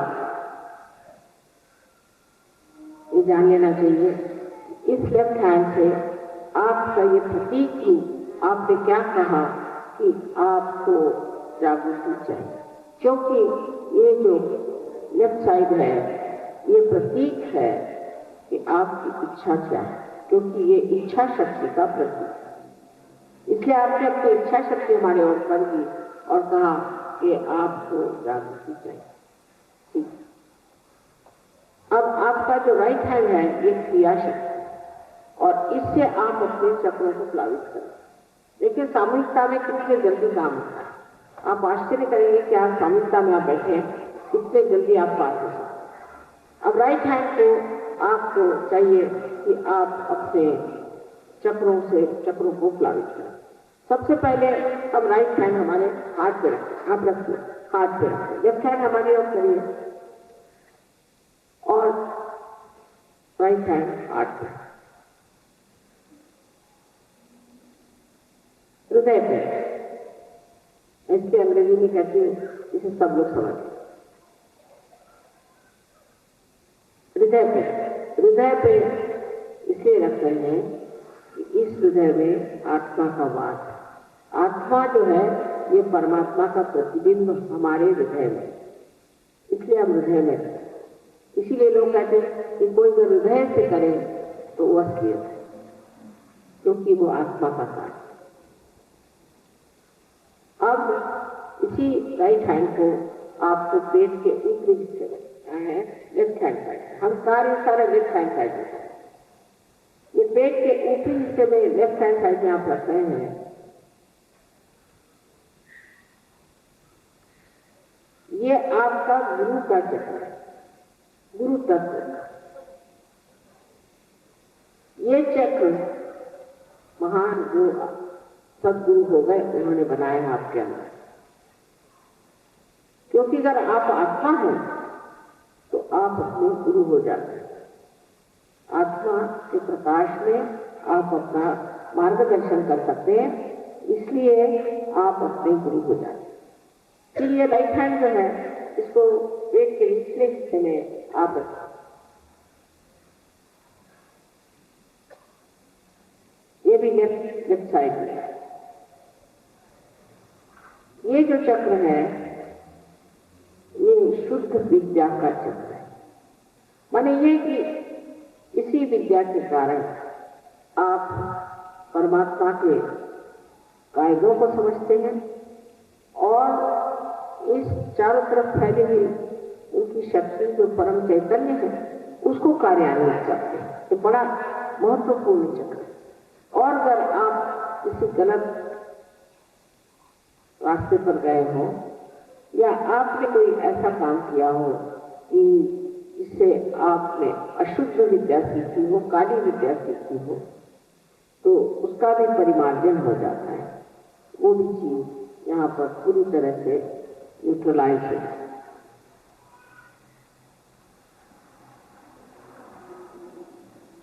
अब इस चक्र से अपना हाथ ऊपर उठा के फिर से हमें अपने गुरु तत्व पे रखना होगा। राइट साइड, राइट हैंड रखिए लेफ्ट साइड में गुरु तत्व पे, माने पेट के ऊपरी हिस्से।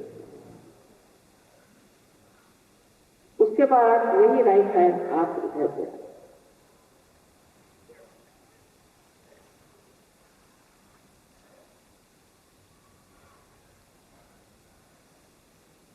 अब ये राइट हैंड आपको कंधा और गर्दन के बीच के कोण में रखना है और अपनी गर्दन राइट साइड में मोड़ दी। अब इस चक्र की विशेषता यह है कि अगर आप अपने को किसी तरह से दोषी समझते हैं, मैंने ये पाप किया, मैंने वो किया, तो ये चक्र पकड़ा जाए। और इस चक्र के पकड़ने से आपको अनजाना जैसी बीमारियां होगा।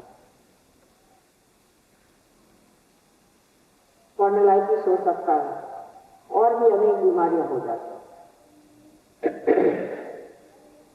अब अपना राइट हैंड आप अपने माथे पर, कपाल पर, आड़ा और गर्दन पर।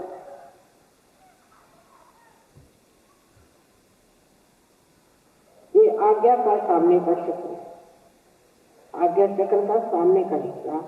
और इस हाथ को आप पीछे की ओर ले जाए और गर्दन को पीछे की ओर मोड़,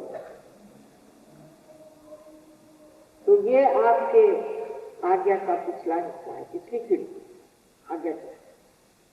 अब अपने हाथ को पूरी तरह से आप तान और तान करके इसका बीच का हिस्सा, आपके हथेली के बीच का हिस्सा बराबर अपने तालू पे रखें, जो एक स्निग्ध सा हड्डी का हिस्सा था आपके बचपन में, और गर्दन को आप नीचे पूरी तरह से झुका। अब इसको बहुत दबाव के साथ, प्रेशर के साथ आप रखें और उंगलियां बाहर की ओर खींचें, इसे दबाव बढ़ा। अब यहाँ पर इस सहस्त्रार चक्र को आपको 7 मरतबा घुमाना है, घड़ी के कांटे जैसे क्लॉकवाइज। इसको घुमाइए 7 में, गर्दन झुका।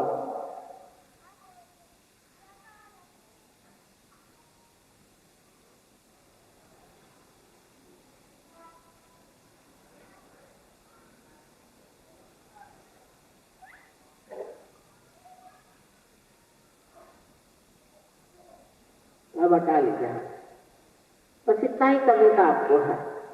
लेकिन ये सब करने से पहले कुछ शर्त है आपके साथ में, 3 शर्तें हैं जो आपको माननी पड़ेगी।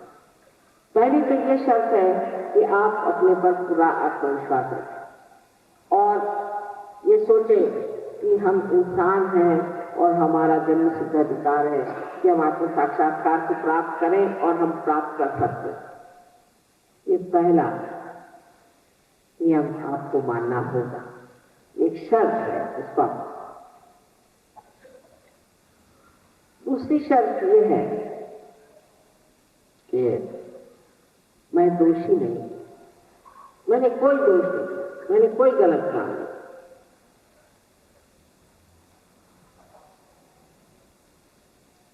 जो हुआ सो हो गया, पीछे हो गया, और जो आने का है वो दिखाई नहीं देता। इस क्षण माँ के सामने बैठे हैं, माँ के लिए बच्चे दोषी नहीं, कोई दोष नहीं। ये बहुत जरूरी है, कृपया इसे मानिए। ये बहुत जरूरी चीज है कि आप इसको भूल जाए कि आपको कोई दोष किया हो। आज देखिए ये बहुत पकड़ रहा है, इसका मतलब आपको बहुत से ऐसे लोग हैं कि वो पता नहीं मेरे लेक्चर में तो सुन के सोचने लगे कि मैंने ये गलती की, वो गलती की। भूल जाइए लेक्चर, लेकिन आपसे कोई गलती नहीं। पहली बात, पहली शर्त ये है कि आपको पूर्ण आत्मविश्वास होना चाहिए, और दूसरी ये कि आपने कोई गलती। तीसरी शर्त बहुत साधारण है कि इस तरह से अभी बताया जा रहा है, इस तरह से आप सब चीजें पूरी तरह से करें। और उसके बाद अगर आपको ये चैतन्य की लहरियां हाथ में लग जाए और आपके तालु से भी अगर चैतन्य आने लग जाए, तो फिर आप समझ लें कि अब आप योगी जन हो रहे हैं और अब रास्ता पीछे नहीं हो सकता।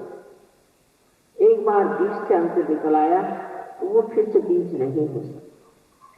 लेकिन उस बीज में अगर आप वृक्ष नहीं आए तो किसी काम का नहीं आए। इसलिए तीसरी शर्त यह है कि आप सबको अपनी वृद्धि करनी होगी, आपको बढ़ाना होगा, जिससे कि सारे संसार को आपका फायदा। आपको सबका अनंत आशीर्वाद है। अब हम लोग ध्यान करेंगे। उसके लिए ध्यान करना नहीं होता है, ध्यान में होना होता है। अब आप तो जान लें कि आपको आंख बंद कर लेनी है और चश्मा उश्मा उतार लें, और इस वक्त कोई मंत्र नहीं, कुछ नहीं, इस वक्त कुछ सोचे भी नहीं और कोई प्रयत्न न करें। अपने आप को नहीं सारा कार्य करना, बिल्कुल अपने चित्त को ढीला छोड़ना। कोई नहीं कि यह हमें होना चाहिए, ऐसे कोई बात नहीं, कोई प्रयत्नशीलता नहीं होना चाहिए। डेलिब्रेशन जिसे कहते हैं, कोई नहीं हो, बिल्कुल हल्का से। लेकिन मुझे लगता है आज बहुत से लोगों में ये भावना है कि मेरा कैसे होगा, मैं कैसे होगा। तो पहले आपको मैंने शर्त बता दी। सबसे बड़ी बात है कि अपने प्रति प्रसन्न चित्त हो। ये बात समझने की है कि अपने और प्रसन्न चित्त हो, जो कि मैं ये दोषी हूं, मैंने ये खराबी करी, मेरे को ऐसे करना था, ये सब बात छोड़ दे, अपने को कोसना छोड़ दे। और ये होगा जरूर, क्यों नहीं। तरह से अपने प्रति एक प्रसन्नता होनी चाहिए, क्योंकि आप अंदर एक बड़ी भारी गौरवशाली व्यक्ति हैं जिसको हम उभारना चाह रहे हैं। हम क्या उभारेंगे, आपके अंदर तो है ही नहीं, सिर्फ आपको पनपाना है। आपकी जागृति होते ही आप इस चीज को जान सकते हैं। अच्छा, तो अब आप आंख बंद कर लें और जो लोग कुर्सी पर बैठे हैं जोर से उतार करके दोनों पैर अलग अलग रखें और लेफ्ट हैंड हमारी ओर करें। आराम से अपने शरीर पे रखिए, कोई उठा के रखने की जरूरत नहीं, ऐसी। और उसके बाद राइट हैंड जो है वो हार्ट पे।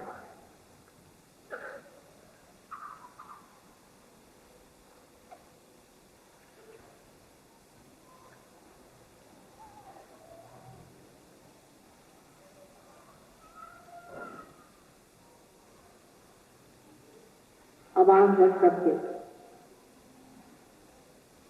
आप एक प्रश्न अपने अंदर, अपने मन में पूर्ण विश्वास के साथ पूछे कि जो बड़ा मूलभूत फंडामेंटल प्रश्न है। आप मुझे माँ कह सकते हैं, चाहे श्री माता जी कहें कि माँ क्या मैं आत्मा हूँ? माँ क्या मैं आत्मा हूँ? ये प्रश्न 3 बार अपने मन में पूछे, जोर से नहीं, मन में पूछे।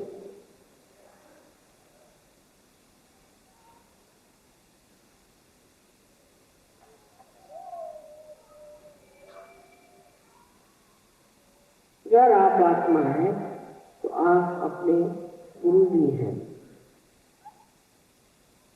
अब यही राइट हैंड पेट के ऊपरी हिस्से में लेफ्ट हैंड साइड पे रखे और जोर से दबा करके एक प्रश्न पूछे 3 बार फिर से अपने मन में।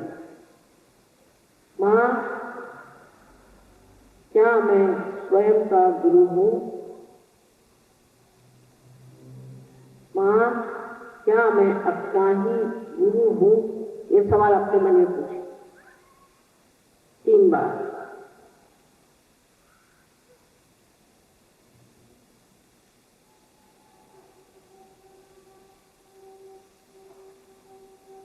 और अभी ये राइट हैंड जो है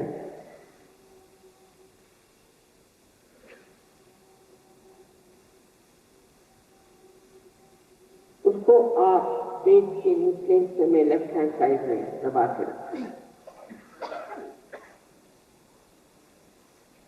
और यहां पूछिए,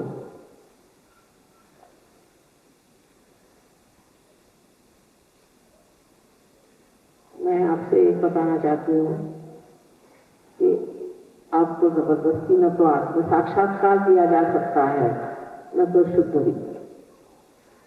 आपको मांगना हो, जबरदस्ती कार्य नहीं हो सकता। नम्रतापूर्वक आपको मांगना होगा। तो यहाँ पर आप 6 बार कहिए, माँ मुझे शुद्ध विद्या दीजिए, या श्री माता जी मुझे शुद्ध विद्या दीजिए। आप 6 बार कहिए।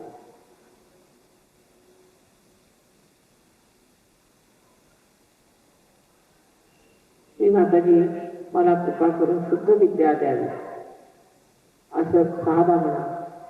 हे शुद्ध विद्याचं स्थान आहे।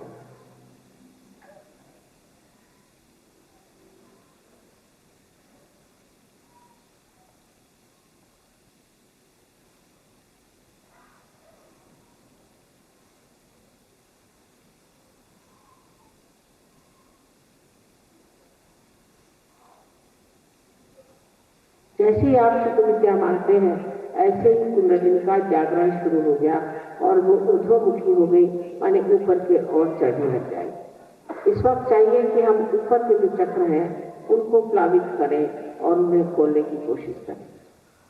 आत्मविश्वास के साथ ही हो सकता है। इसलिए अपना राइट हैंड जो है इसको उठा के पेट के ऊपरी हिस्से में रखे, लेफ्ट हैंड साइड पर दबाएं और यहाँ आप कहें 10 मरतबा, क्योंकि इस चक्र में 10 पंखुड़ियां। पूर्ण आत्मविश्वास के साथ आप कहें 10 मरतबा, श्री माता जी मैं ही स्वयं का गुरु हूँ। 10 मरतबा कहें, श्री माता जी मैं ही स्वयं का गुरु हूँ।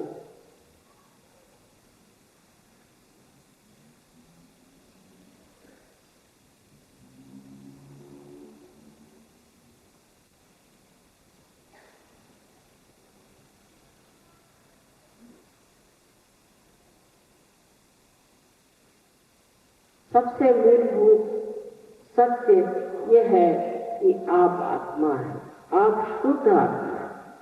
ये शरीर, मन, बुद्धि, अहंकार आदि उपाधियां हैं, लेकिन वास्तविक में आप शुद्ध आत्मा हैं।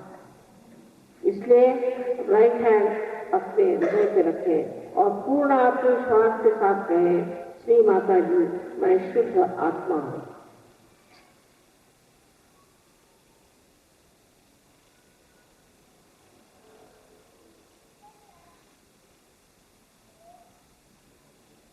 ये परम चैतन्य, ये ज्ञान का सागर है, ये आशीर्वाद और प्रेम का सागर है और सबसे अधिक ये क्षमा का सागर है।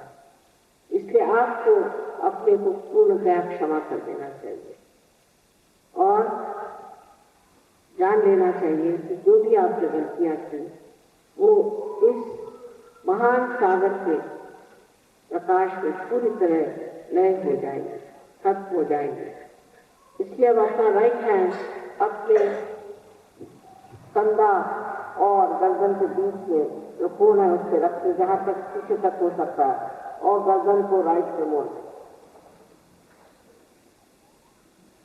और यहां पर मोड़कर इस तरह से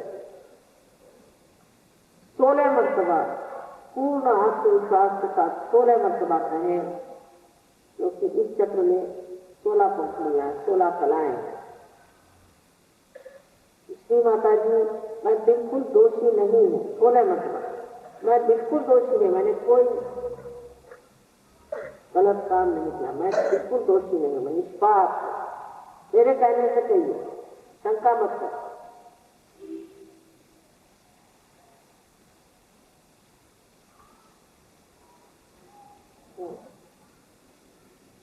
सोलह मरतबा।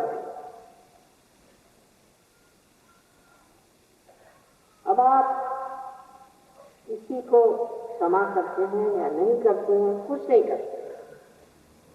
मैं अगर कहूं कि आप सबको एक साथ क्षमा करें, उनके बारे में सोचे भी नहीं कि इसको क्षमा करना है, सबको एक साथ क्षमा करते हैं, ऐसे लोगों के बारे में सोचना भी बेकार है। क्योंकि जिन्होंने आपको सताया है, छला है, वो तो किसी प्रकार से दुखी नहीं और आप ही उनके हाथों खेल रहे हैं, गलत हाथों में खेल रहे हैं। इसलिए मैं आपसे कहूंगी कि आप सबको एक साथ क्षमा करें, उनके बारे में सोचे भी नहीं, एक साथ क्षमा करें। बहुत से लोग कहते हैं कठिन है, लेकिन ये सब इच्छा बात, क्योंकि आप क्षमा करें या न करें कुछ करते नहीं। फिर समझदारी से काम में आप समझ जाएंगे, सबको क्षमा करने से आपका सरदर्दी दूर हो जाएगा। तब आप अपना राइट हैंड अपने माथे पे रखें, मतलब कपाल पे आड़ा रखें और दोनों तरफ उसको दबाएं और गर्दन को पूरी तरह से नीचे झुकाएं। यहाँ पर सबको एक साथ क्षमा करने की बात है, तो कहें आप अपने हृदय से कहें न कि कितने बार, माँ मैंने सबको एकदम क्षमा कर दी। हृदय से कहें, कितने बार की बात है, हृदय से कहें। जैसे ही आगे चक्र खुल जाता तो बड़ा संकीर्ण ऐसा चक्र है और बहुत जरूरी है कि आप कहें, लेकिन चक्र नहीं खुलेगा तो कुंडलिनी ऊपर संस्कार में आएगी नहीं। मैंने सबको एक साथ क्षमा कर दी।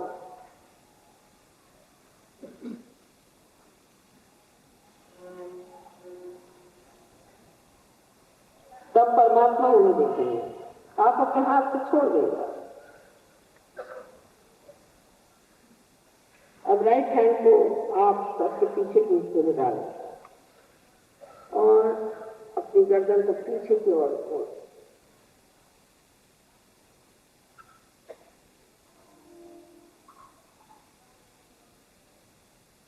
पूरी तरह से ऊपर तक गर्दन उठाए, इतना हो सकता है पीछे की ओर मोड़। अब यहाँ पर आपको अपने समाधान के लिए कहना होगा, यह परम चैतन्य, अब लेकर कोई गलती की हो तो क्षमा कर दो, अपने समाधान के लिए। लेकिन उसमें अपने को दोषी नहीं समझना है, अपनी गलतियां नहीं गिनी, सिर्फ अपने समाधान के लिए आप कहिए, ये हमने अगर कोई गलती की हो तो ये परम चैतन्य हमें क्षमा कर दो। और ये भी कितने बार से मतलब नहीं, अपने हृदय से कहे, पूरी तरह से कर दो।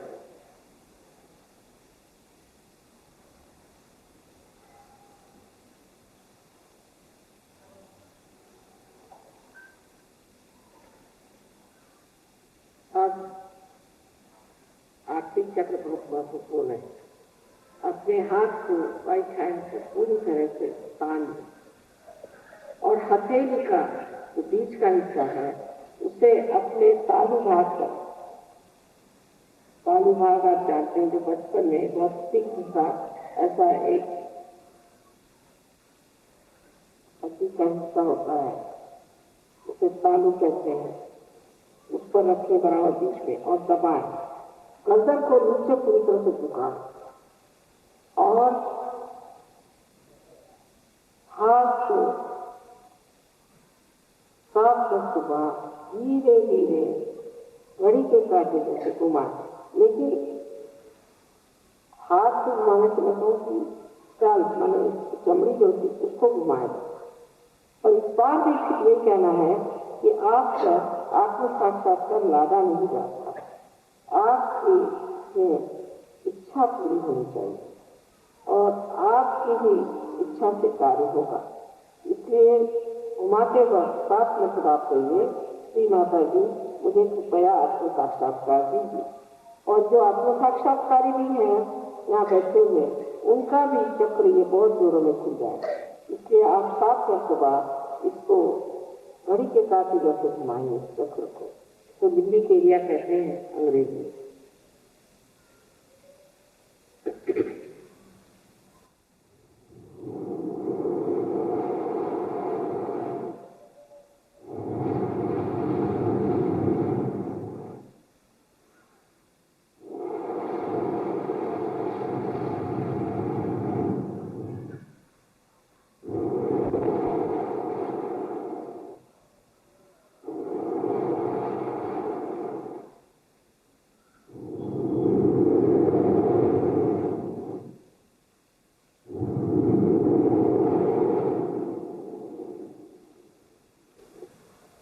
अब हाथ नीचे ले लीजिए।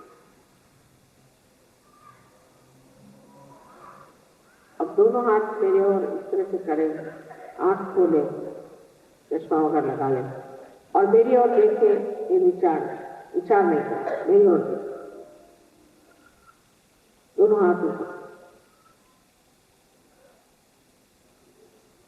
अब राइट हैंड आगे करके और अपने सब कुछ झुका के तालू पे देखिए कि कुछ ठंडी ठंडी हवा आ रही है, देखिए।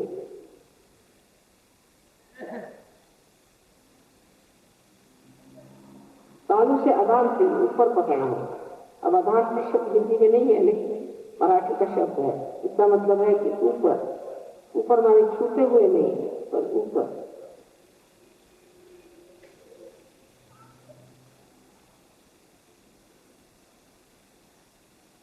अब लेफ्ट हैंड मेरे और अब राइट हैंड से सिर्फ झुका के देखिए कि आ रही कितनी ठंडक, कितने दूर तक आ रही, किसी किसी को बहुत दूर तक आती है, किसी किसी के पास में आती, पर छूना नहीं चाहिए, सबसे ऊपर।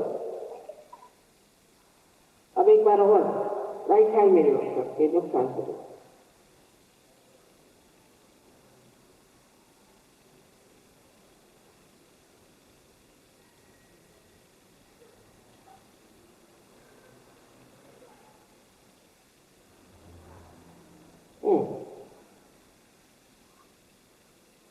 दोनों हाथ आप लोग आकाश की ओर करके, सर पीछे की ओर मोड़ के आकाश की ओर और एक 3 बार पूछे, श्री माता जी क्या ये परम चैतन्य,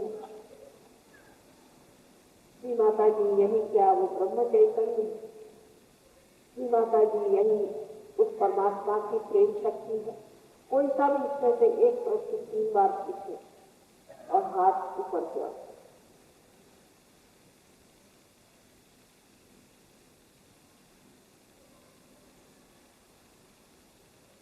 हाथ नीचे करें।